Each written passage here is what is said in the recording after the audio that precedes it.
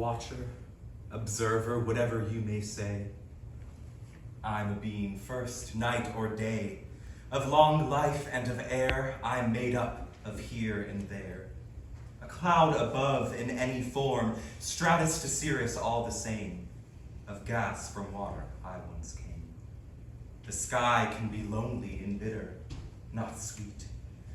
But I once found joy from a human heart that did beat. A friend I thought, but victim it became. To the wrath of my storm, to who all can blame.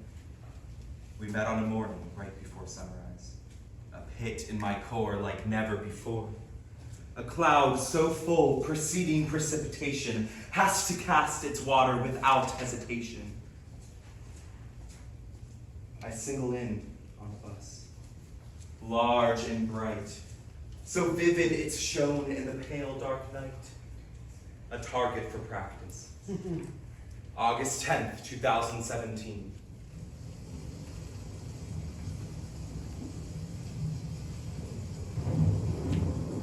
Boy sits in this bus, staring out the window. He is looking for something, perhaps a sign, perhaps an answer, something I cannot give. My droplets don't seem to faze the human. His worries leave and he drifts to sleep. He loves the sound of rain. Admiration, a feeling the boy should not muster for a cloud. Just ions stuck in a cluster. I can smell his fear and sense his wanting, despite the slumber he is now flaunting. Above in the air, a cloud shouldn't care for a life so meek and a human so weak. That want, that need, I felt too. He'll trust in me, but I won't see him through. He knows no real pain, he cannot suffer. A cloud all alone knows to be tougher. He gets to die, but I will always live. So mercy is not a reward I will give. I curse him now and forever twill last, to the thing who loves what I downpoured so fast. I'll stick around for a little while, until I can again smell the fear of this desperate child. Whether he likes it or not, I am not allowed to be forgotten. This warning I'll heed, I'll float for now before I drown out his need.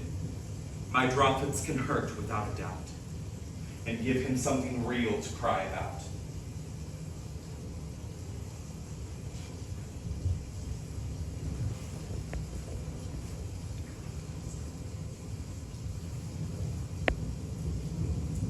"5:30, bus for the first time.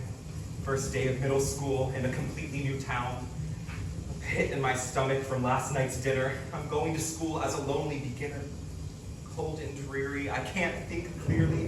What will this next stage bring? The thought can't help but ring. A troublesome fear, no grin from ear to ear. Then, as if from above, an act of kindness or love, summer rain begins to sound.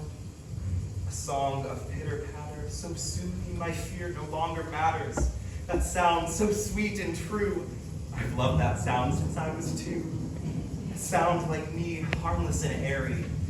A sound that could never be thought of as scary. My eyes close and I drift to sleep. Then some sheep begin to leave. In deep slumber the rain has cast. Such rain can last. Such rain can last. Such rain can last.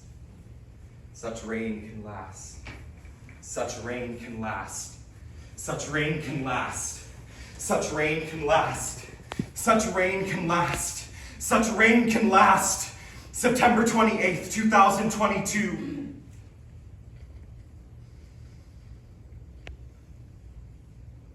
It's dark before it's even 1 o'clock. I'm sitting between my dryer and a wall with less than 2 feet of wiggle room, waiting out impending doom, but I can't think, not even of sadness or gloom. I keep my head down into my phone and wait for the storm to dissipate. But it won't budge, so neither will I. Stuck in a windowless corridor. When the power goes out and the AC stops flowing, my heart skips a beat and for a moment stops going. I can't hear much, but I can feel I can sense something that so desperately wants to come in, something big with a sinister grin. The winds pick up, sounding like train whistles. The hair on the back of my neck stands up and bristles, walls vibrating in terrifying timber.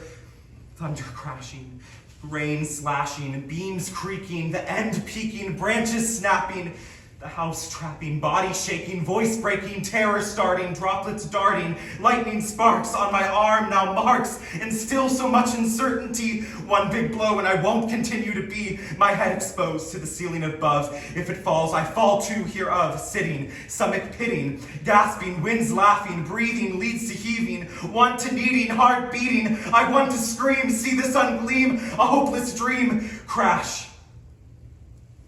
The shutters in the kitchen break. The closet window, the closest window to the safe room. But I don't feel safe. But it's still frightfully inviting.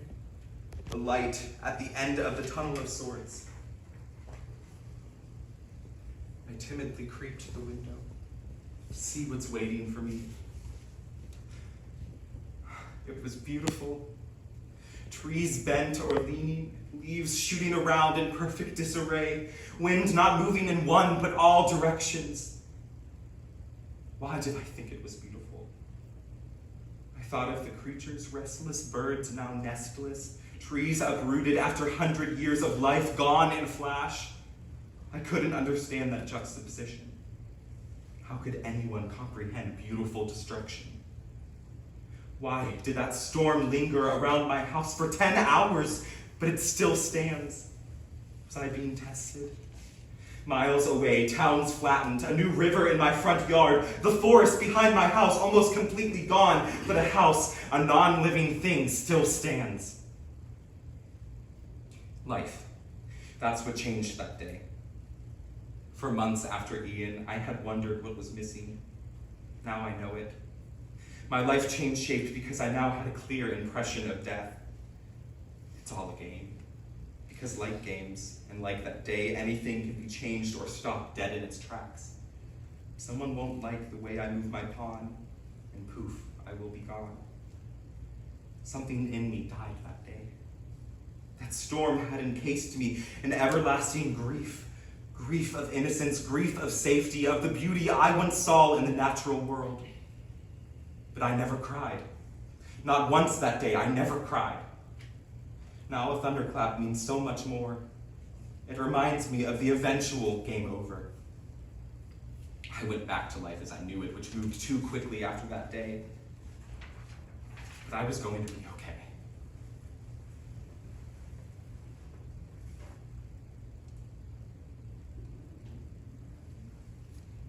Perhaps the boy was stronger than I thought. As winds whipped my droplets around in circles, I shook his walls and banged on his windows, but I couldn't bring myself to destroy his house. He wasn't waiting longingly in the window for me this time. He was hiding from the thing that first brought me to him. I once thought I came to him, but no, he came to me. He dared to sleep that morning, underestimating the power I wield. I showed him. He'll never sleep at the hands of my reign again. But he's standing strong. Perhaps not afraid after all. Perhaps I misguided my trust in his innocent inferiority and never realized how strong the boy could be. How he could ignore what happened to him on that day. How he could never turn all his anger and fear into vengeance like I once did. A human is a finite species, but midair is here and there. For him, there was no explanation for this occurrence, so his feelings had to return to the great unknown, the vast sky above. I am his fear. I am his anger. I am everything he once held. I am the reason he now understands the true meaning of the sound of rain. A single tear. Clear as a bell, his lesson taught well. I never did see the boy again.